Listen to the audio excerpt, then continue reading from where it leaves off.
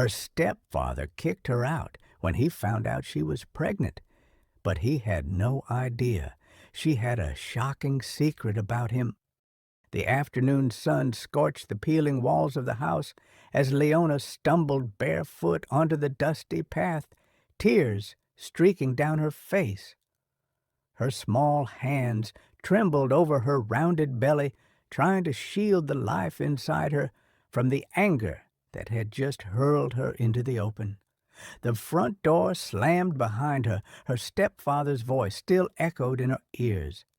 "You filthy girl, get out of my house. You've disgraced everything."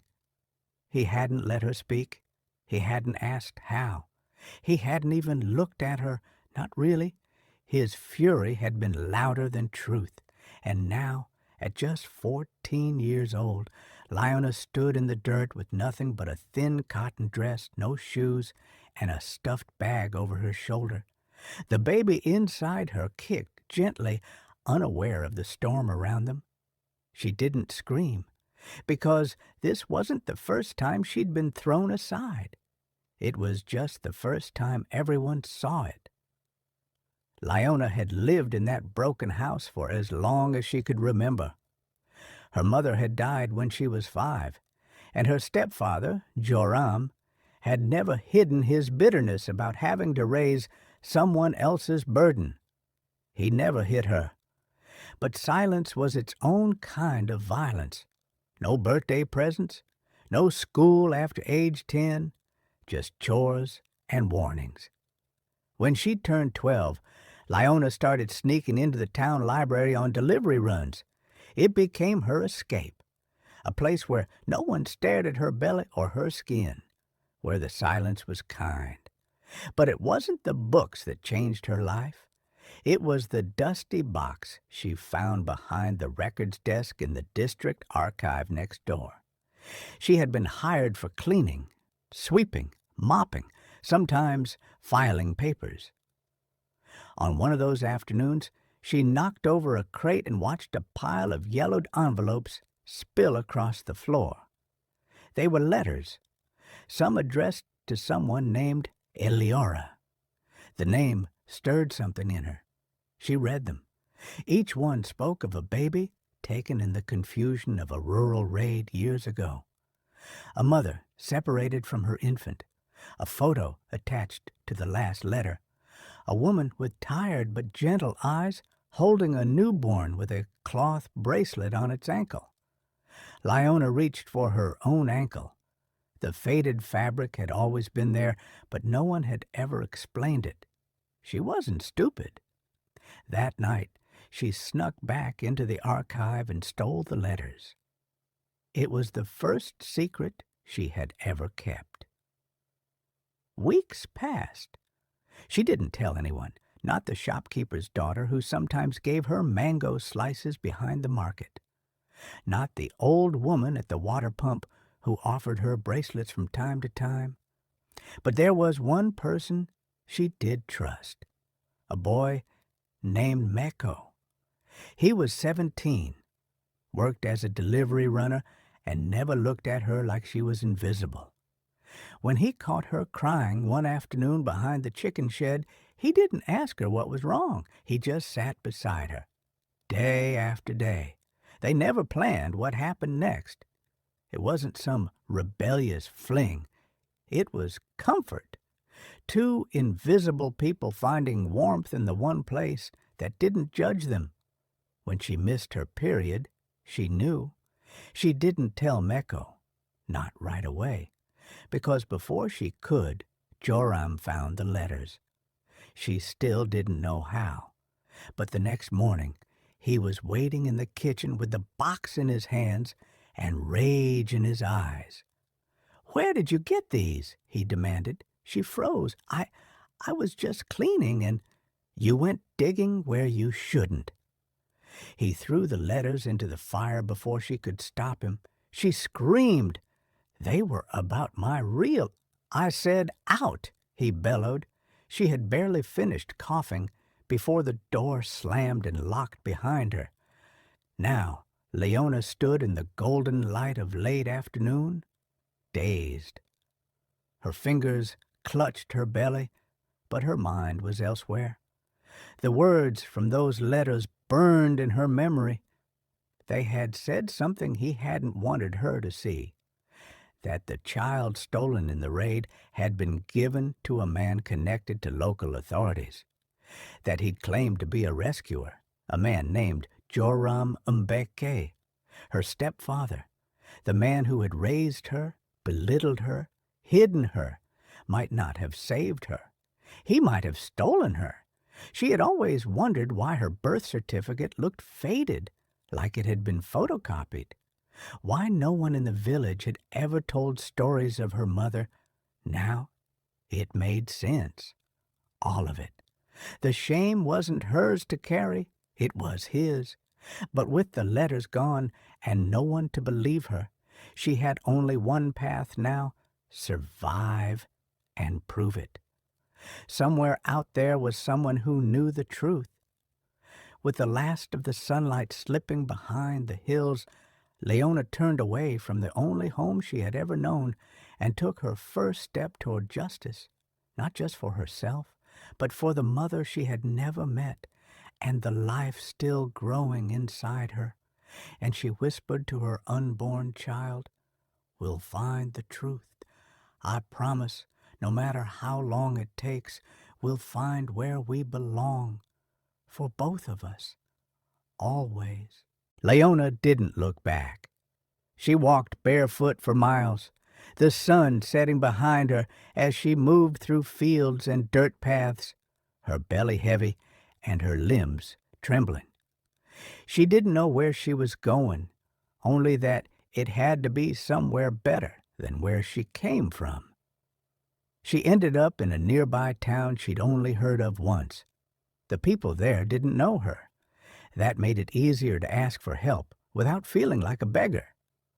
She found shelter behind a shuttered tailor shop and slept with her bag under her head.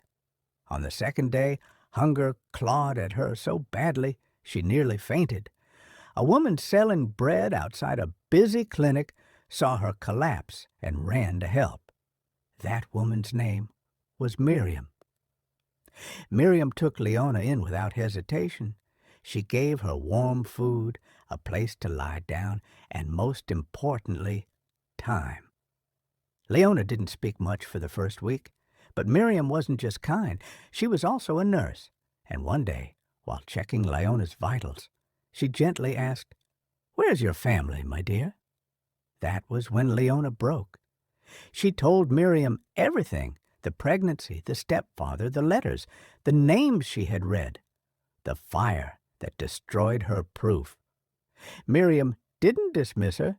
Instead, she went into the back room and returned with her phone.